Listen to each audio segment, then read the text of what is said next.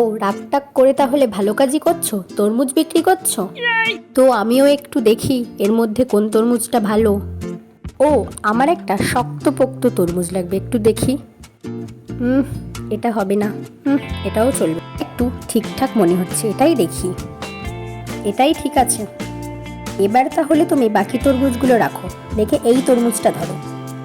এই নাও, বাজাও, আর আমি নাচি।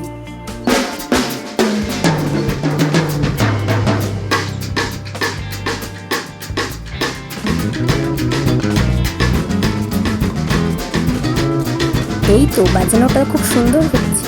এবার বাড়ি চলো, আর রাগ করতে হবে না। আমার তো পা জ্বলছে, তার উপর মাথাও তেতে যাচ্ছে। এই অবস্থায় তুমি আমার রাগ ভাঙাতে এসেছিলে? আমার যদি এভাবেই গাড়িটা পা দিয়েই চালাতে হয়, তাহলে আমি তেলটা কেন ভরি বলো তো? বাড়ি গিয়ে মাথায় বরফ দিয়ে দেবো, মাথা ঠান্ডা হয়ে যাবে। তাড়াতাড়ি পা চালাও।